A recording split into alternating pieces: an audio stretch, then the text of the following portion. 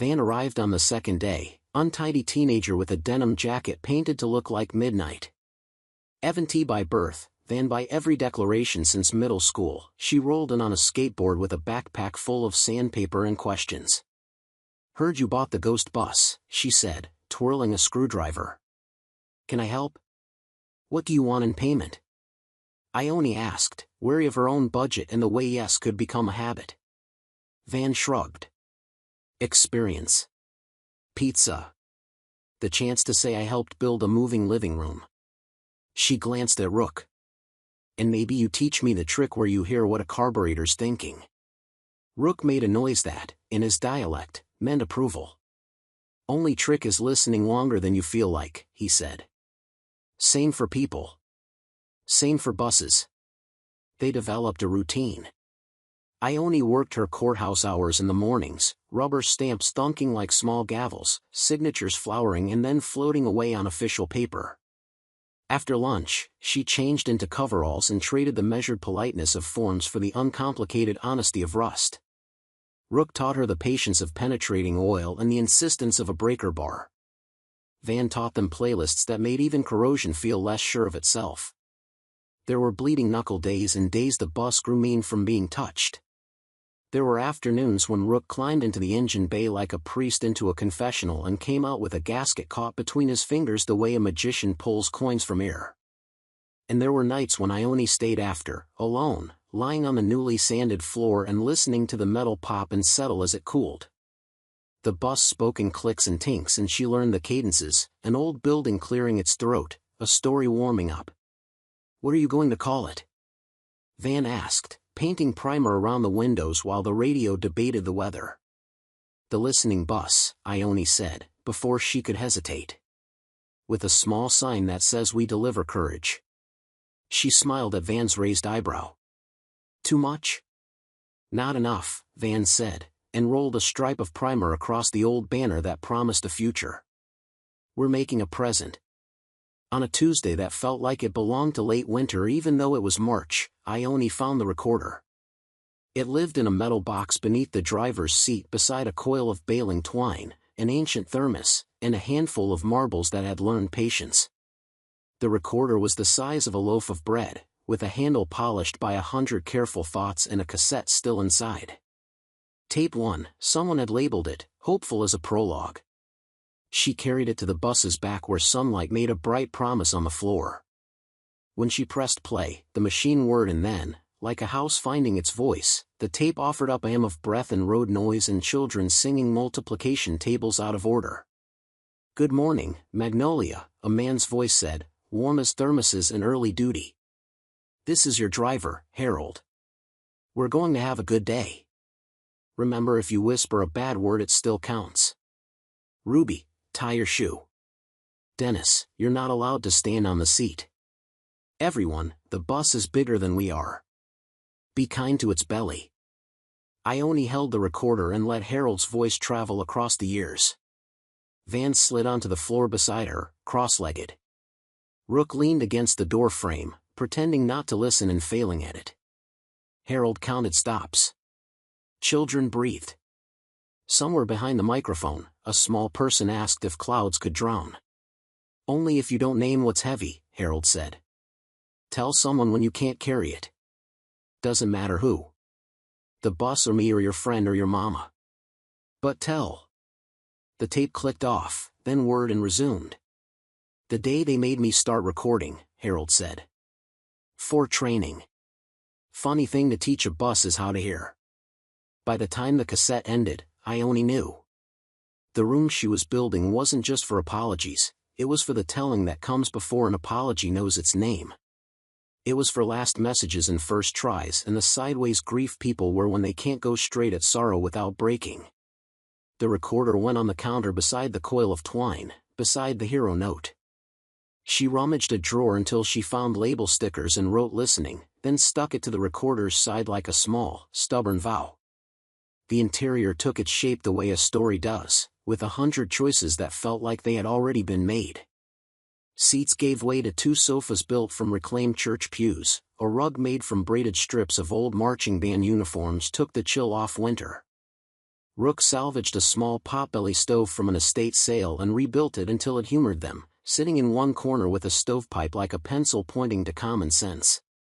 Van stitched curtains from mismatched flannels that smelled faintly of bonfires in November. A wooden desk with doves carved into the legs lived near the door, a kettle and mismatched cups lived on a shelf with a sign that said, "The tea is free." So are most people when someone holds the cup. Ione kept a drawer labeled Courage. Inside, an assortment of 3x5 cards and small pencils. Prompts she'd written longhand on quiet nights when grief came around with its unreasonable clock. Start with I remember, I thought you knew, but the secret I'm willing to carry in daylight is. Another drawer held envelopes and stamps and a stack of legal release forms that made the bus honest to those who feared bureaucracy more than fear itself. When spring came, the Magnolia coach, blue again, the color of a morning you're not sure you deserve, rolled out of Rook's shop under its own reconsidered power. The town watched the way towns do, pretending they weren't watching. Ione drove like a woman teaching herself to trust what she'd chosen, her hands at 10 and 2 and her heart somewhere between them. She taped the recorder to the dash. "Good morning, Magnolia," she said, borrowing Harold's tone. "We're going to have a good day." Rook stood in the doorway of the shop with his hand lifted. Van skateboarded alongside for a block, then saluted and peeled away. Ione parked by the courthouse, under the sycamore that had learned to thrive in other people's heat. She wrote listening hours on a chalkboard and in smaller letters, "No charge. No judgment. Bring your voice, we'll bring the cup." The first hour no one came. The second hour, Mrs. Kaplan from the bakery stepped up into the quiet and looked like she'd entered a chapel by accident. "I made a mistake in 1974, she said without sitting down. "I switched the salt and sugar. Dr. Mehta still reminds me, so now you know the worst of me." She sat then, looked around, and her face softened. "It's warm in here." "Thank you," Ione said. It was the only right response. She poured tea. Mrs. Kaplan talked about her brother who had moved to Florida and never moved home again. "I think," Mrs. Kaplan said, when she had finished a second cup, "I will write to him that I've been angry every birthday since and would like to stop." She left with an envelope and a biscuit wrapped in napkin. "For Harold," she said. "I knew him. He called my bread loaves clouds that learn the recipe for standing." Word traveled the way it does when the town pretends it isn't a town at all but a long kitchen table. A contractor named Harlan Dwyer climbed aboard with shoulders like failed bridges and the breath of a man who had wrestled with a decision for a decade and kept losing. "Don't know what to say," he told the rug. "Don't know how to begin." "Start with I remember," Ione said, offering a card. He took it like it might be sharp. "I remember the day my boy walked out," he said, pencil hovering. "I told him men don't cry and he cried anyhow and I laughed because that's what my father taught me." He blinked, as if the bus itself had reached out and touched his throat. "I remember," he whispered, and then he remembered more. When he was ready, she turned on the recorder. He looked into the notary's camera. The courthouse had retired and had never much forgiven for its honesty. "Son," he said, and then winced. "Dylan." He closed his eyes. "I was wrong. I thought not crying meant strength. It didn't. It meant I held both our hearts closed. I wanted to be a good father and I used the wrong tools. I'm sorry." He paused. "No, I'm more than sorry. I'm willing. If you want, I'll come to your house and I'll cry in your driveway in front of all your neighbors so they know what a stubborn old man looks like when he learns a new thing." He cried then. Ione passed him a handkerchief.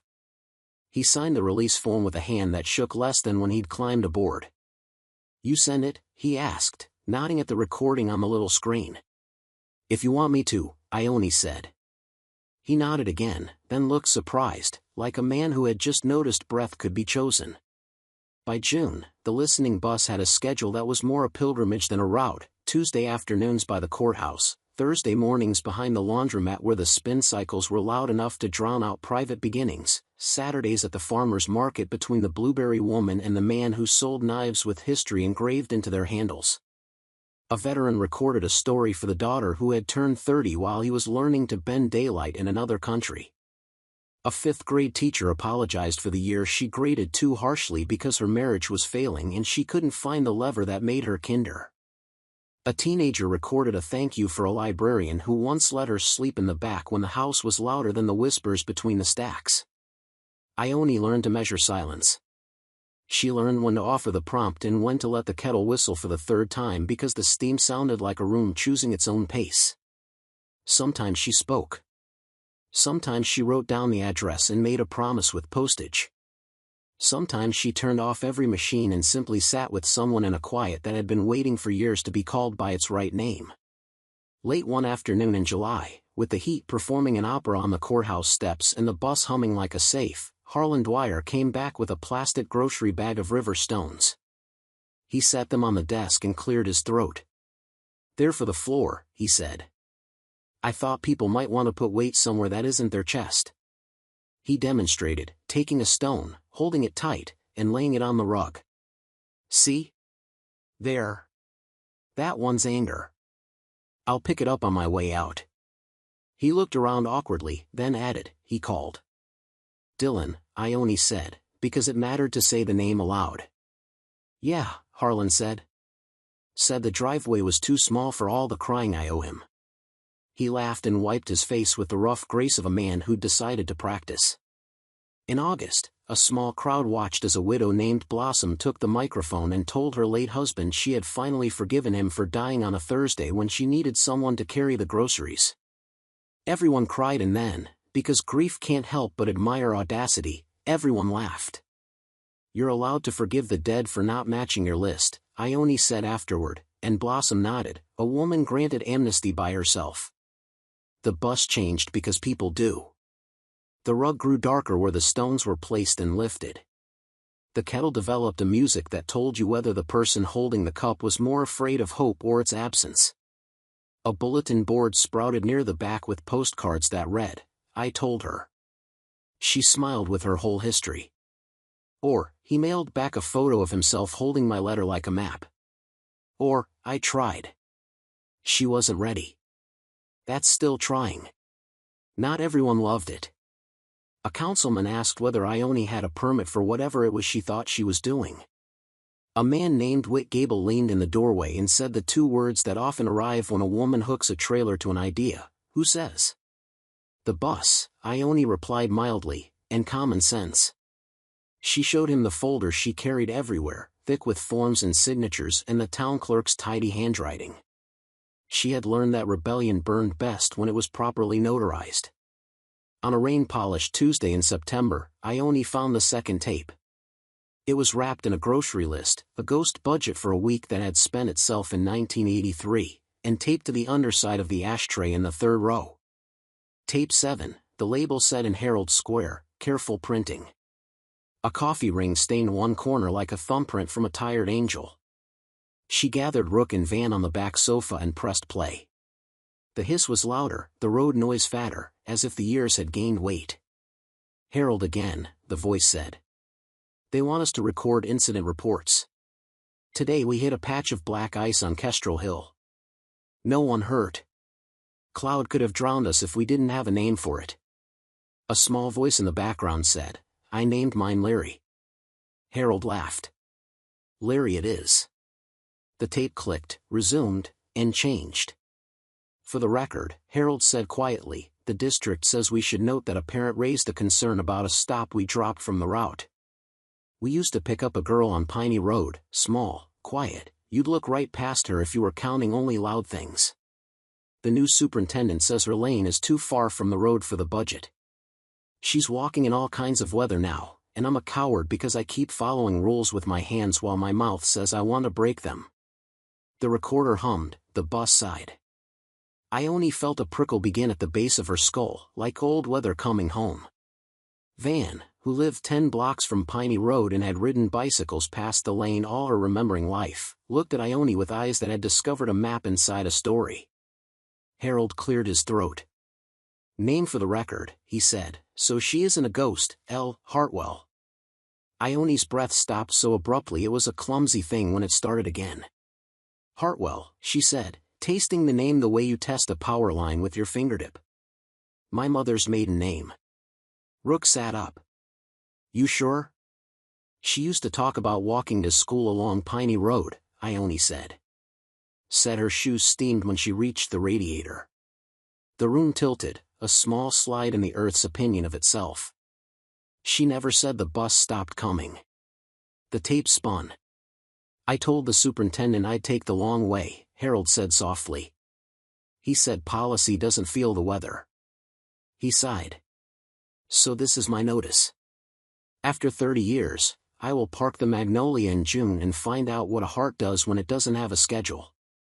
Between now and then, I will pull the bus to the shoulder at Piney Road whenever the sky looks like it might forget to be fair, and if they fire me, they fire me. The bus is bigger than we are. That means it has room for what's right. The recorder chewed the tape noisily, then stopped. The silence afterward wasn't empty, it was full of 100 small people warming their hands around a man's decision. Ione turned the cassette in her palms as though heat might hatch it into more. Maybe your mama got to ride, Rook said, voice gentled by the bus's hush. Or maybe she walked anyway, Ione whispered. Maybe her kind of brave never told the part where it hurt. She set the tape on the shelf by the kettle, beside the coil of twine, beside the hero note. Either way, Harold kept her from drowning. They were still sitting with that when a knock sounded on the door, 3 brisk taps that belonged to someone who had never learned to hesitate. Whit Gable, hat in hand, entered like a storm you can predict and still get soaked by. He nodded at Rook, ignored Van, and addressed Ione as if issuing a fine. You put my father on the internet crying, he said. Ione blinked. Your father asked me to send that video to his son. We don't post anything without. Not that, Whit snapped. The other one. The veteran. My father was his commanding officer. Your little bus has everyone dredging up old things that ought to stay buried. He's humiliated. Humiliation grows flowers, Van muttered, too low for Whit to hear. Ione folded her hands. If your father wants his name removed from a story, he can ask me himself. We honor requests. We honor people. Whit's mouth tightened. You call it honoring. I call it stirring up trouble. He stepped closer. And you better watch your contracts, notary. Half this town thinks you're playing therapist in a parking lot. I think you're playing God. We're making a living room, Ione said evenly. God has his own bus. He left with his threat hanging in the air like a cord that hadn't decided which song to be. Rook shut the door behind him and checked the latch twice. Van rolled her shoulders as if to shake him off. He's a walking bruise, she said. People like that want to bump into things. Then we anchor the furniture, Ione said. But when she lay awake that night, she heard Whit's voice through the bus like a draft. It whispered through the curtain hems and rattled the spoons and made the recorder's small red light feel like an accusation. What right did she have? What weight had she asked strangers to hand her just because she had built a room that looked like it could hold it? She answered herself with mourning. She brewed tea. She swept the rug. She wrote new prompt cards. Tell me the story your town repeats about you that isn't yours. Tell me the piece you want returned. 2 days later, an envelope arrived at the courthouse with no return address and Ione written in block letters that had practiced obedience. Inside was a key stamped with a 3-digit number and a note that smelled faintly of motor oil and old time. You'll want the compartment above the rear AXLE. The panel prized right out. H. She held the note in both hands, as if it might run if she didn't. Rook, summoned with a text that read simply "Come now please," crouched at the back of the bus with a pry bar in tender hands. Van held a flashlight and the kind of breath you hold when you're waiting for a verdict. The panel came away with the small breaking sound a crust makes when winter becomes a true thing and not just an idea. Inside, a tin box tied with kitchen string. Inside the box, a stack of cassettes wrapped in wax paper, a leather-bound notebook with pages that had learned the patience of waiting, and a photograph of the Magnolia in 1973 with children leaning out the windows to make faces at the camera. On the back of the photograph, in the same careful hand, for the driver after me. Every bus is a church if you let it. Ione set the notebook on the table and opened it. Names and dates marched across the first pages, routes, repairs, notes about a squeak that only appeared when the sky was feeling dramatic. 3 pages in, the handwriting changed, more hurried now, as if someone had begun to outrun a clock. Confession, the heading said. Rook glanced up. Van's flashlight steadied. Ione began to read aloud. June 12, 1985. If you are reading this, then the Magnolia has forgiven more than one person in this town. I've kept a thing I should have told. On a day with glare like a dare, Superintendent Herrick ordered me to skip Piney Road for the last time. I didn't. I pulled to the shoulder and waited. Elle Hartwell, quiet as ice but sure of her steps, climbed aboard. We rounded Kestrel Hill and met a pickup taking his half out of the middle. I took the ditch. Afterward, Herrick told me if I filed the report, the insurance would ruin the district. He told me if I kept my mouth shut, he'd see my pension right. I kept my mouth shut. But the girl hit her head, and I was too ashamed to ask if she was well. I watched her walk to school the rest of that winter, and I watched her get smaller. And I watched her disappear. The words crawled out of the page and sat in the aisle. Ione's voice didn't break, but it learned a new edge. She turned the page with hands that had notarized other people's lies and other people's courage and had not been asked to notarize her own until now. I'm leaving these tapes with the bus, Harold had written. If the Magnolia ever belongs to someone who knows how to forgive, please tell Elle Hartwell what I didn't. Tell her I am sorry I let policy have the last word.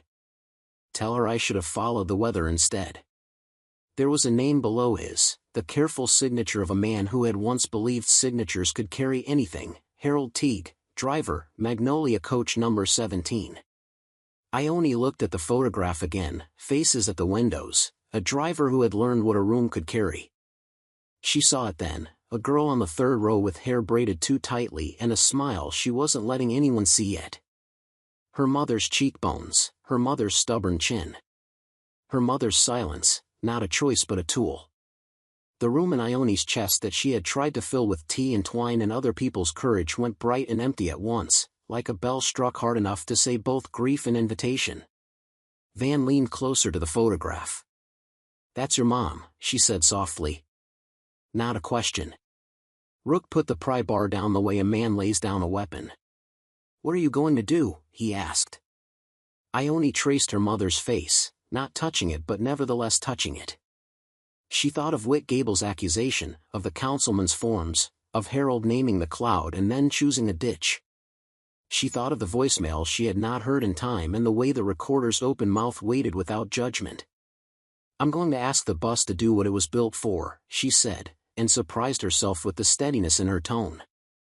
We're going to carry what's heavy. We're going to deliver a truth. Outside, the first cold of October snuck up the street like a cat deciding which porch to own. Inside, the kettle began to whisper because that is its one trick and it does not apologize for it. Ione opened the tin again and set the tapes on the table like offerings. She reached for the recorder. And as she pressed play, the Magnolia's engine coughed once in the empty bus yard. Though no key had turned, somebody knocked on the door with the 3 clean taps that belonged to Trouble, and far across town, in a shuttered office stacked with box files and old freedoms, a man whose name was on the contracts reached for a phone. The tape crackled. A young girl's voice spilled from 1985 into the warm blue of the listening bus, steady as a road and soft as a promise. My name is Elle Hartwell. If anyone ever listens to this, please tell the driver that I forgive him. The door latch began to lift. The phone began to ring. And Ione, heart racing at last toward the thing it had meant all along, looked up and said, to the bus and the town and the Trouble about to step inside. Come in. The door latch finished its upward arc and the Magnolia seal gave way with a small breath, as if the bus itself exhaled to make room for whatever the town meant to bring. Ione stayed standing with the recorder warm in her hands and the photograph of the children on the table behind her like a window she hadn't closed. Van rose from the sofa and Rook eased his weight forward, a man built for steadiness bracing for a wave. A deputy stepped in first, Cardenas, polite eyes, boots that had learned to be careful. Behind him, Whit Gable filled the doorway with the conviction of someone who thinks size is an argument. Rain glittered on his hat brim, though the sky outside had only been thinking of rain. He took in the tapes on the table, the kettle's steady breath, the small sign about tea being free. This story took us a long time.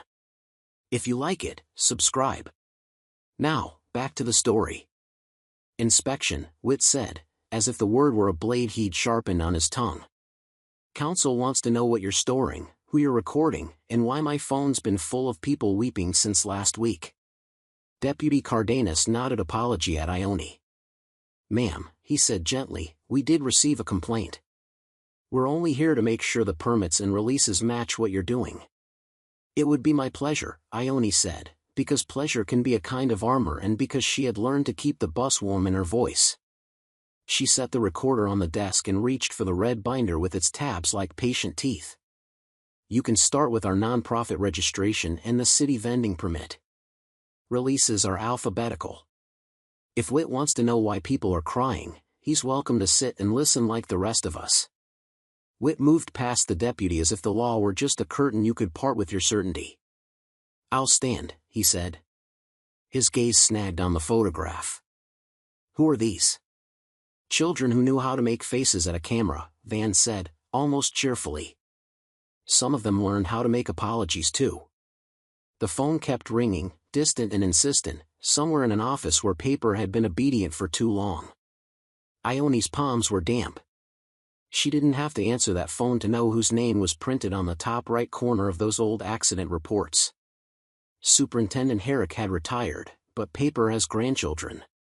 While we're here, Whit said, and now his tone was oiled with something like triumph, we'll also be taking possession of any tapes or journals that concern public school operations. Chain of custody and all. No, Ione said, before she could weigh it. The bus seemed to lean with her. Rook's shoulder shifted, as if to put himself between a storm and a window. Van set the flashlight down like a cymbal and squared her small, fierce body. Their evidence, Whit said. Their testimonies freely given, Ione replied. Most are not about the school. The ones that are, she swallowed. The ones that are belong first to the people who live them. If you want copies for the district, you can ask like a person instead of take like a rule. Deputy Cardenas cleared his throat. Mr. Gable, we don't have a warrant, he said carefully. We came to check permits, not seize property. Whit's jaw flexed. He turned his scorn on Cardenas and found less purchase than he'd hoped. You're all getting sentimental in here, he said finally, stepping closer to Ione. You think tears are proof. They're not. They're just water.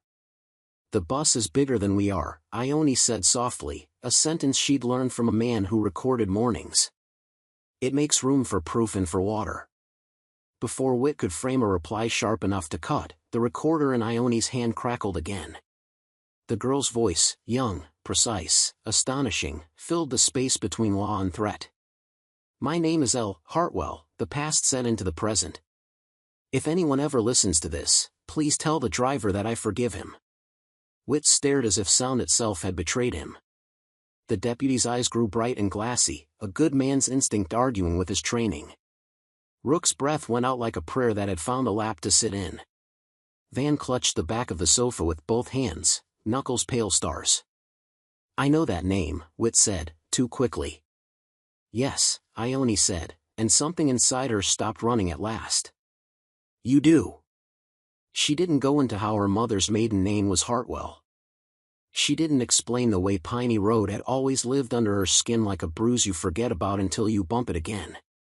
She didn't have to, because the bus was already doing its quiet translations, turning knowledge into understanding and understanding into room. Deputy Cardenas took off his hat. Ma'am, he said, voice soft as a flannel shirt. Given what I just heard, I'm going to recommend a voluntary handover of copies only. Originals stay with you unless a judge says otherwise. And with respect, Mr. Gable, you'll want to listen to the rest before you decide what you're trying to take. Whit's mouth was a tight slash. His eyes went to the tapes like a man eyeing a fire and thinking it owed him warmth. "This isn't over," he said, which is just another way of saying he didn't know what to do when Arun didn't obey him. He shouldered past Cardenas and clattered down the steps. The deputy stayed. He read the permits as if they were prayers. He drank tea with both hands around the cup. When he left, he touched the door panel with 2 fingers, a small blessing for the wayward remembers who leaned on it. "Are we in trouble?" Van asked when the bus was theirs again. "We're in a story," Ione said. "Trouble is an ingredient." She stacked the tapes with care. She labeled a new folder for copies and wrote in the neat, courthouse hand she had been given by women who taught that neatness could be a kind of kindness, for the district, with consent. Then she picked up the photograph. "We need to find her," she said, as if the girl in the 3rd row had simply gotten up and changed seats and would answer if you called her name correctly. "Your mother," Rook said, more statement than question. "She's gone," Ione said. "But someone remembers where she walked." Piney Road had the same shape memory had carved into Ione's mind, a long sigh of 2-lane blacktop with a ditch that held more weather than was practical and hedges that had learned humility by being cut back every year and growing again anyway. The lane that once belonged to the Hartwells was a seam of gravel between blackberry canes. A mailbox leaned at a philosophical angle, and the house beyond wore its age without apology, the kind of place that looks like it expects to be forgiven and usually is because it feeds cats and remembers people's birthdays. Mrs. Ellery Hartwell had been dead 5 years. The current tenant was a man who greeted Ione with suspicion until Rook called him by the nickname he'd been given in 1979, and then suspicion turned into the kind of handshake that counts for something.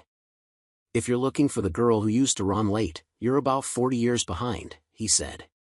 "But if you're looking for someone who watched her, you might talk to Alma across the way." She watched everybody. Alma, across the way, met Ione at her fence. She had a face that had practiced patience into a habit and eyes that could distinguish between gossip and history. When Ione explained what she'd found in the magnolia's bones, Alma's mouth pulled down, not with disapproval but because it had to make room for gratitude. "I remember that driver," Alma said. "Harold. He would stop if he thought the sky didn't mean it.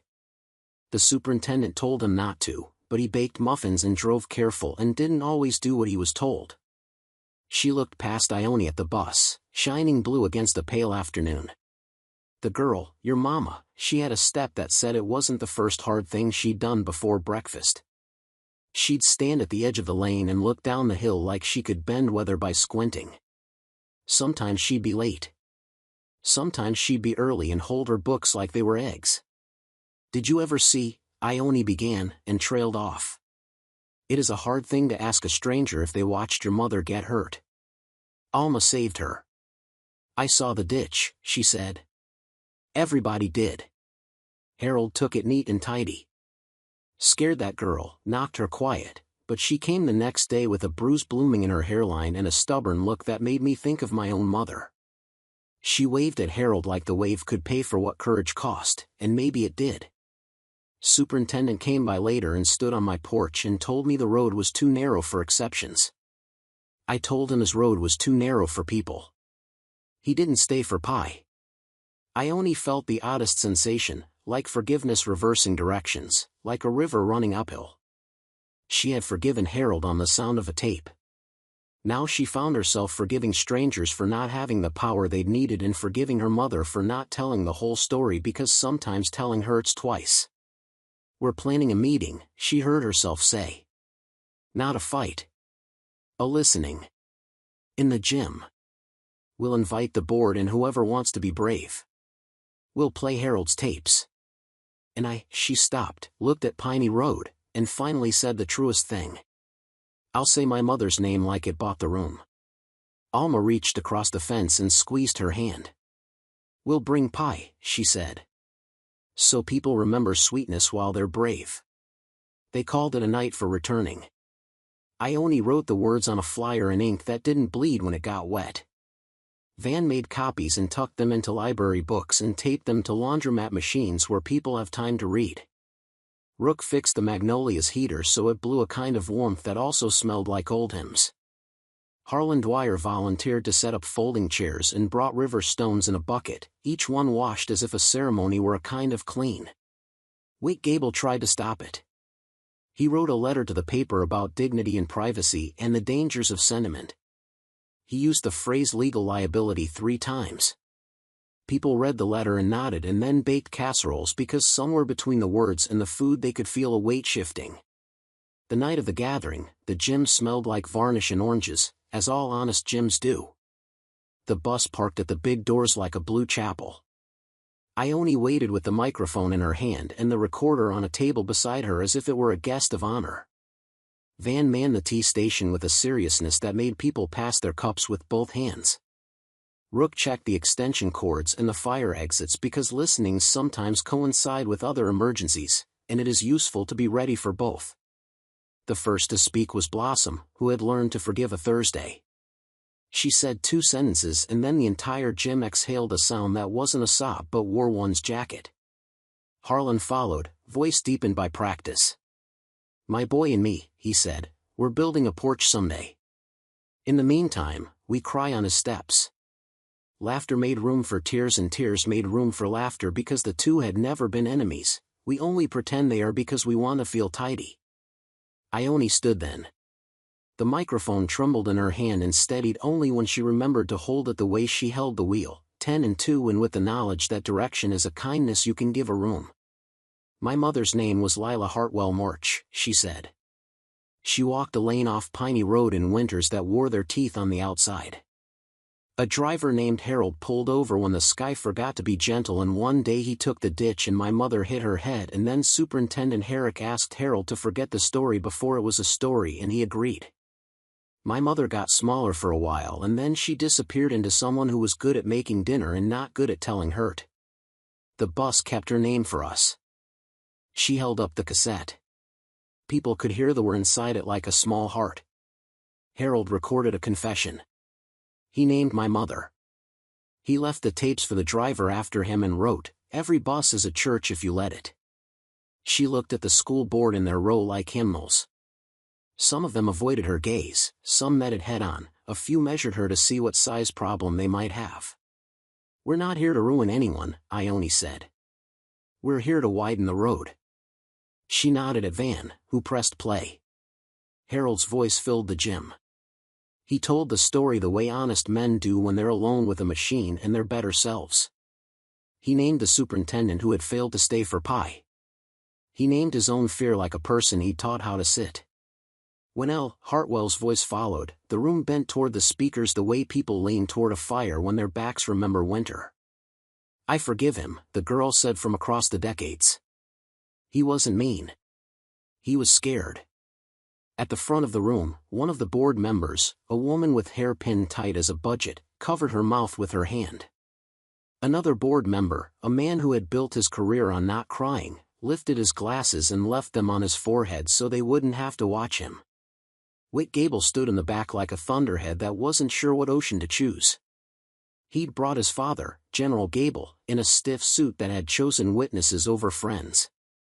The veteran Ione had recorded sat 3 rows from them and stared at the floor like a man making peace with a map. Ione set the recorder down and took out a second item, a battered microcassette, plastic yellowed with the kind of time that smells like pine and truth. She had found it in a shoebox in her mother's closet after Alma told her where mothers keep storms they mean to ride out alone. The box had held receipts and a recipe for blackberry spoon cake in a microcassette labeled L, voicemail, 2019. "I didn't hear this when she left it," Ione said. "I thought I was busy. I was wrong." She slipped the tape into a portable player the size of a humble. She pressed play. Lila's voice arrived full of the softness people assume the dying possess but that really belongs to the living when they decide to speak plainly. "Hi honey," she said. "It's Mama. Don't worry, this isn't that kind of call. I just wanted to tell you I bought a pair of red shoes. The clerk said I looked like a lady who hadn't danced in a while. I told him I used to be a girl who walked in winters and watched for a bus that sometimes came and sometimes didn't. If you ever meet that driver, tell him I'm fine. I wanted to write and never did. Maybe it's time to start telling things while we can." In the gym, 100 people put their hands where their hearts had learned to hide. Van made a soft sound that wasn't pain and wasn't ease but some sacrament of the two. Rook had to take off his glasses and polish them for a long time. Harlan Dwyer cleared his throat and the river stones in the bucket clicked against one another like yes. When the message ended, the room stayed quiet not out of awkwardness but because it had become a better kind of silence, the sort that lets truth stretch its legs. General Gable stood slowly, joints reporting like old bridges. He looked at his son, then at the veteran, then at the bus. "My boy," he said to Whit, voice sanded down to something more human than rank, "you brought me here to be angry. I find I'm tired of that." He turned to the veteran. "Sergeant Munier," he said. "I wasn't a good commander to you when I should have been. I have excuses, but I hear this bus doesn't accept those as payment. I'll be at the listening bus at 8 tomorrow if you'll meet me.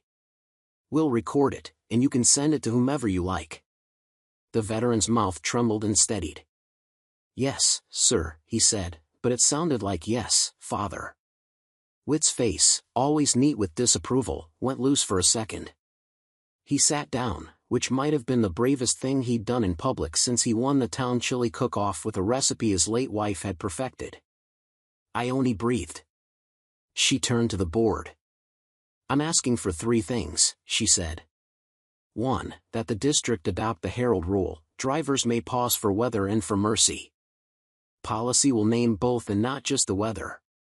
2. That Piney Road be returned as a stop on days when the forecast lies. 3. That we build a wall of return in this gym where students and parents can post the things they meant to say. The listening bus will bring cards and stamps. We'll bring tea. You bring your throats. The chairwoman with the pinned hair leaned into her microphone.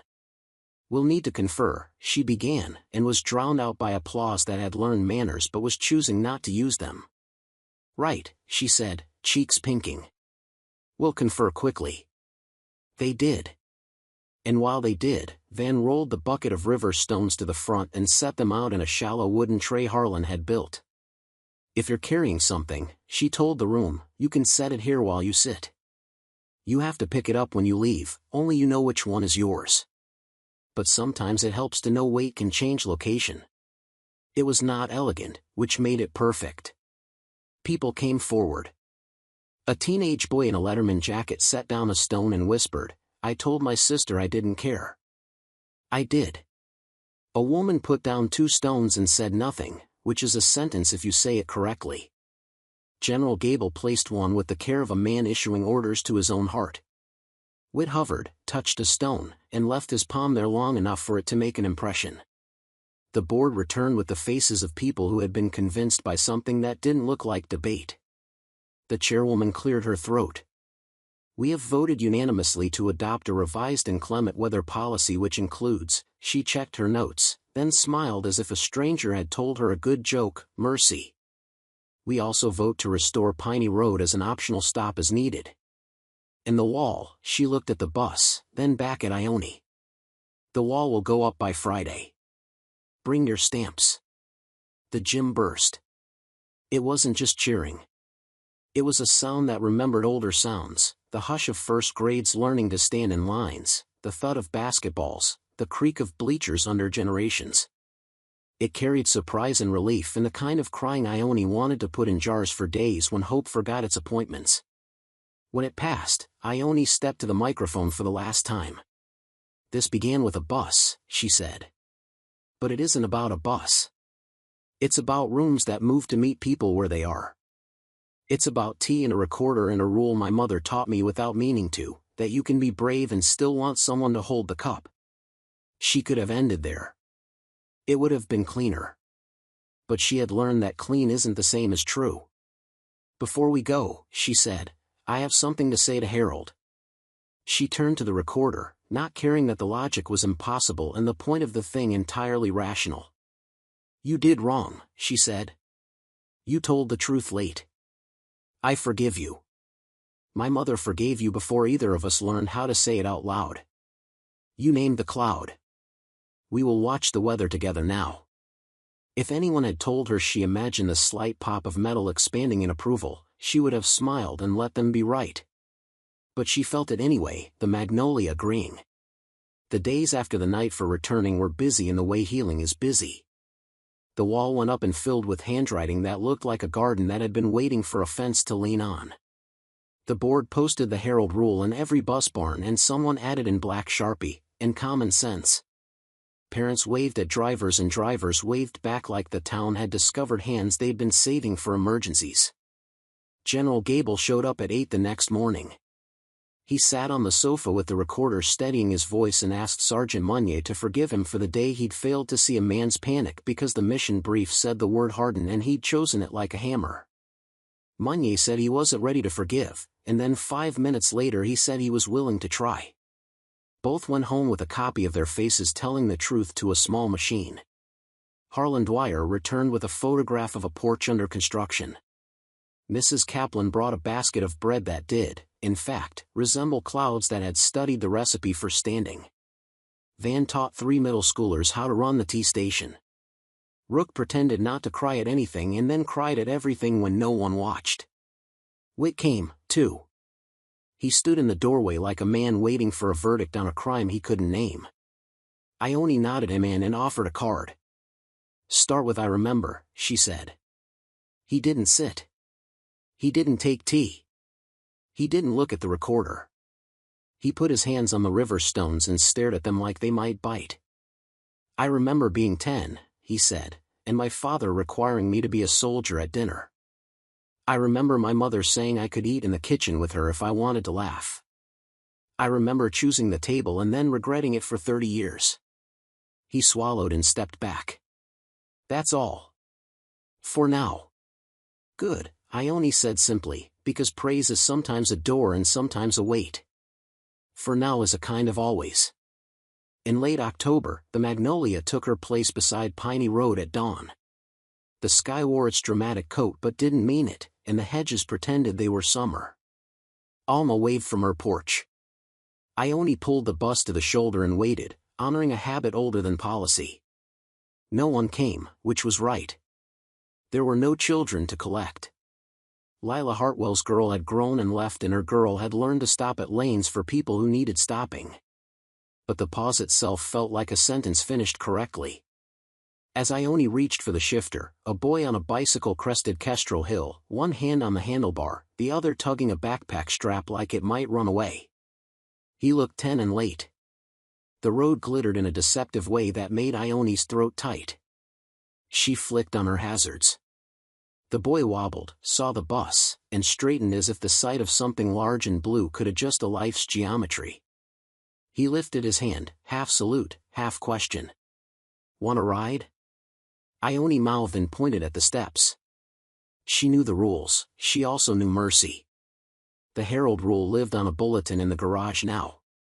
It also lived in her chest like a second pulse. The boy hesitated. He looked back down the hill, then at the bus. He shook his head no, then yes, then no again. He kept riding, a child negotiating with his own capacity. Ione watched until he took the turn into town and disappeared behind a maple that had chosen to ignite slowly.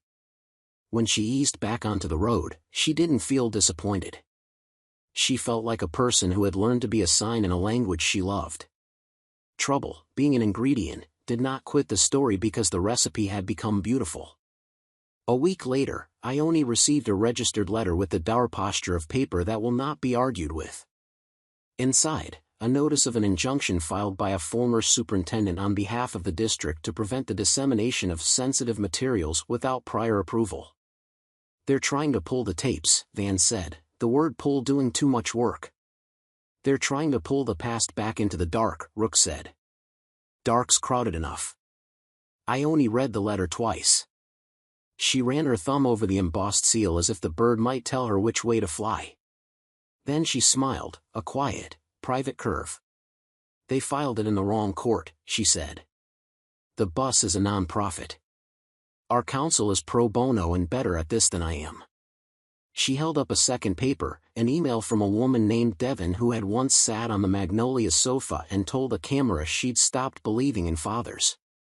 Devon, as it happened, was also an attorney who had started believing in complicated rooms again.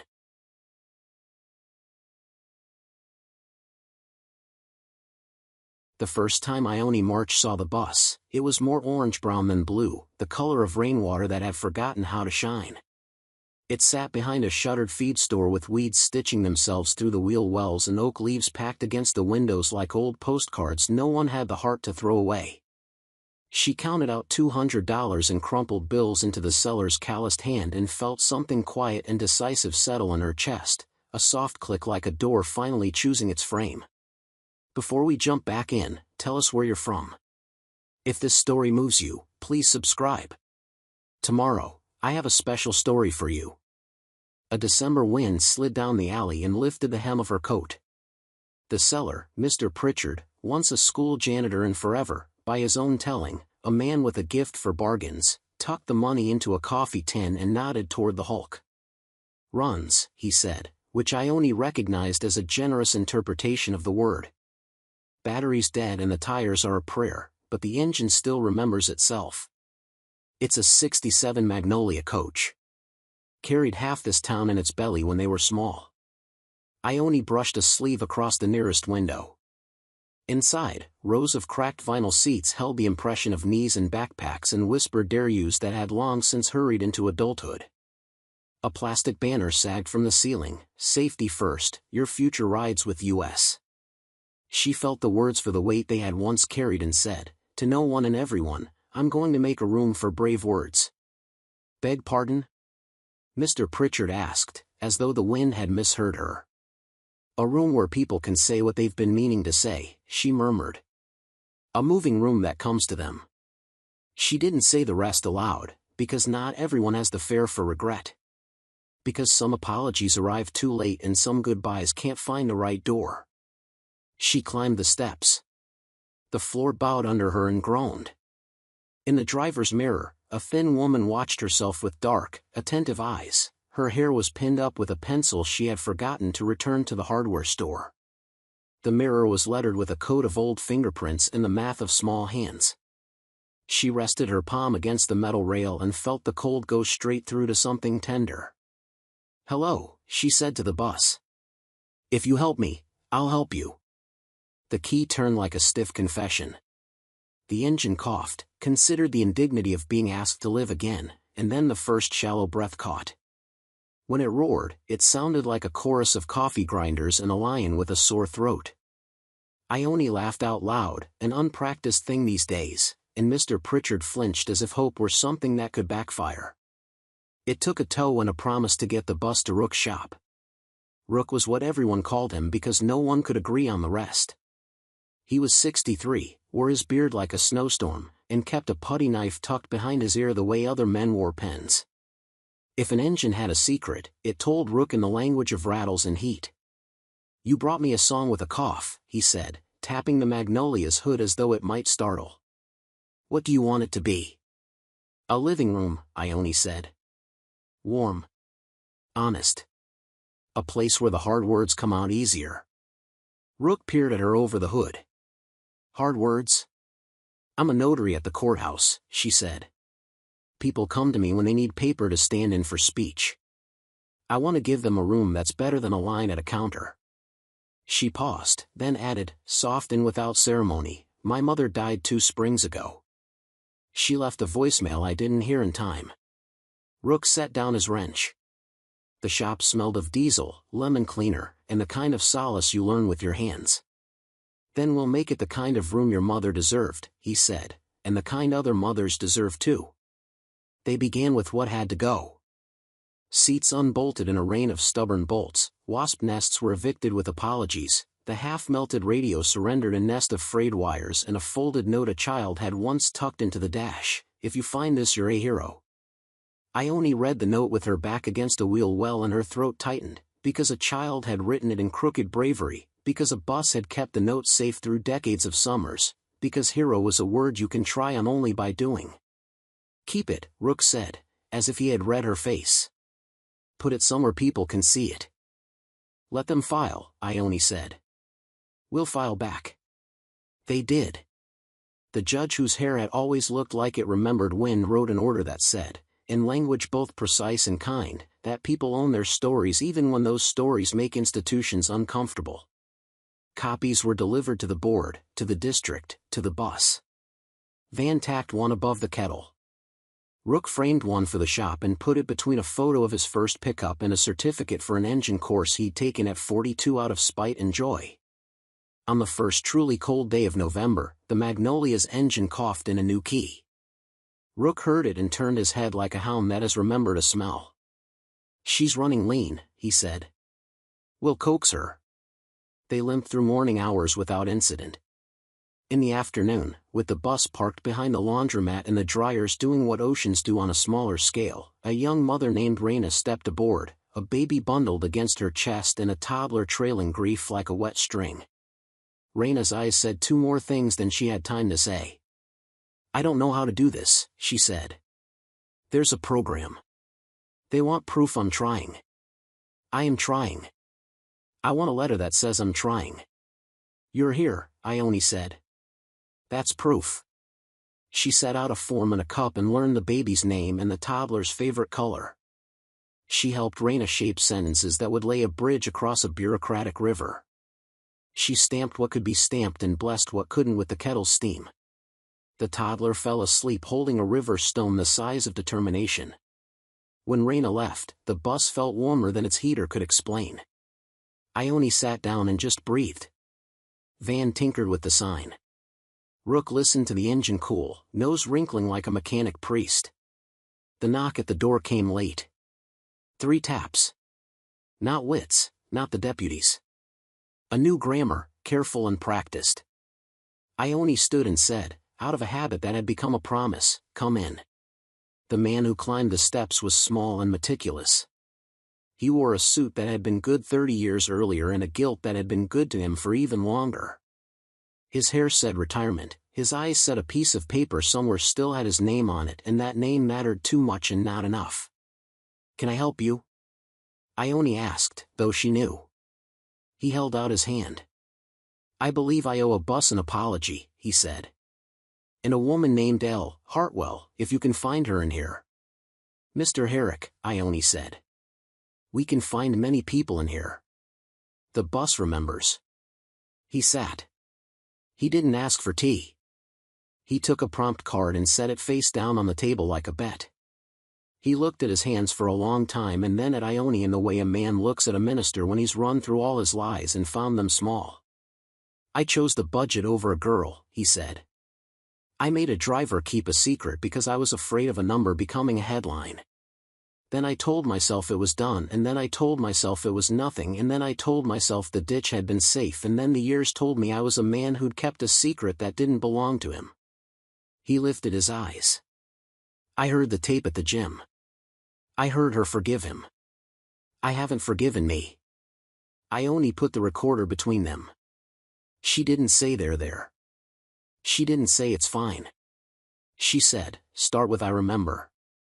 He did. He remembered names.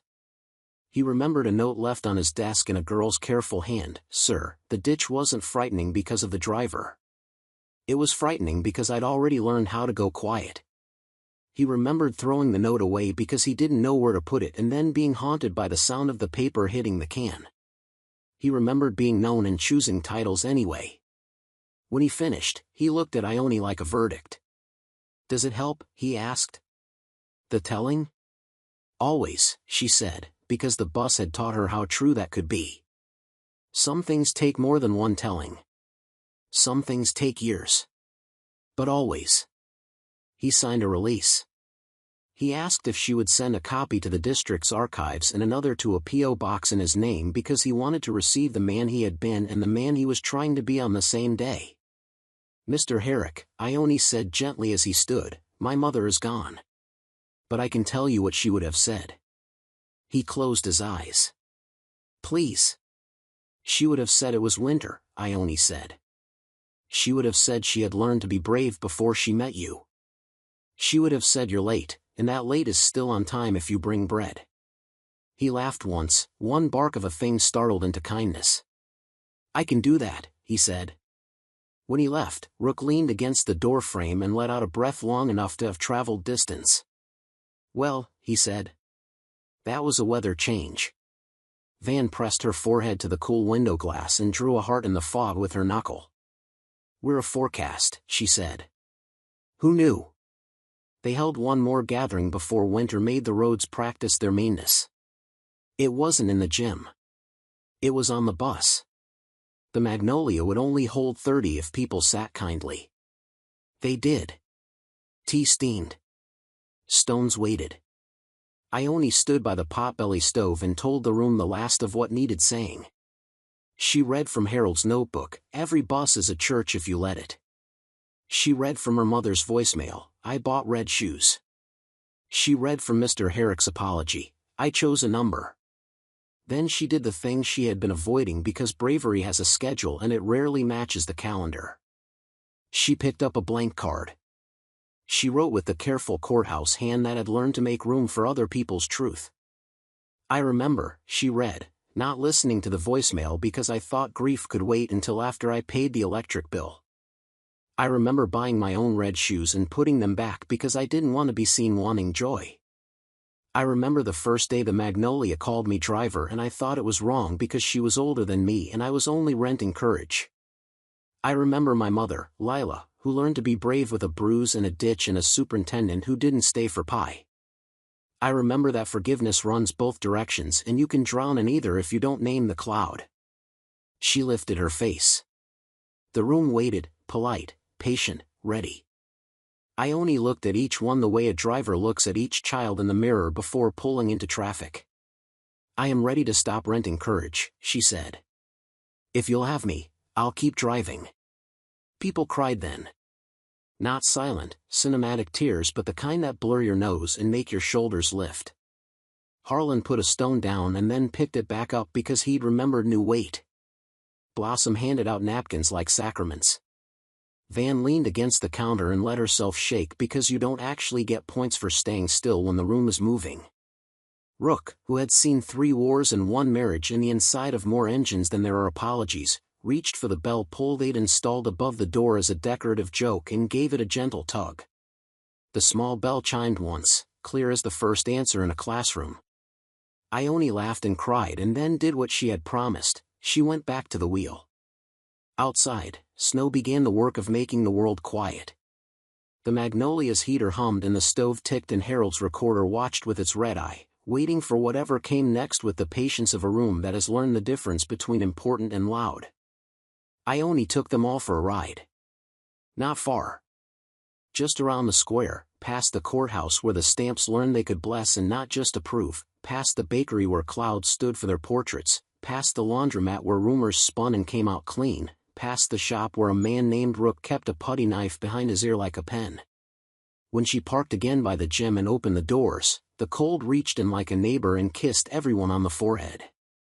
People stood, stretched, and did the polite chaos of leaving a room that has changed them. They put stones back in the tray or in their pockets. They put cups on the counter and hands on each other's shoulders. At the end, the bus was nearly empty. Only 3 remained, Ione, Van, Rook.